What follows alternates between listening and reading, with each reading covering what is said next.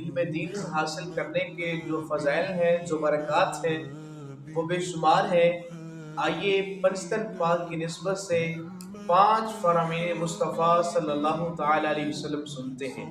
Number 1، نبی کریم صلی اللہ تعالی علیہ وسلم نے ارشاد فرمایا، جو طالب علم ہوتا ہے اللہ کے نورانی فرشتے اس کے قدموں کے نیچے اپنے نورانی پر بچھاتے ہیں۔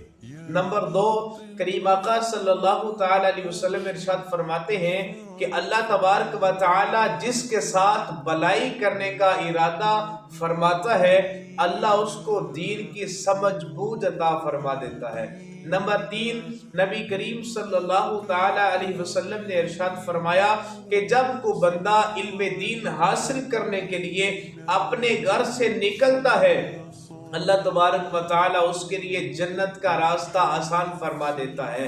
نمبر 4، نبی کریم صلی اللہ تعالی علیہ وسلم نے ارشاد فرمایا، جو بندہ علم دین حاصل کرنے کے لیے نکلتا ہے جب تک وہ واپس نہیں آتا وہ بندہ اللہ تبارک و تعالی کے راہ میں ہوتا ہے، اللہ کے راستے میں ہوتا ہے۔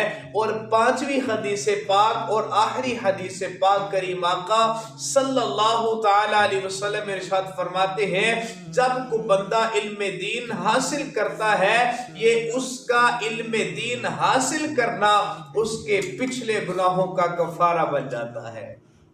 حياتي وفي صلاتي بدعي صلي وراك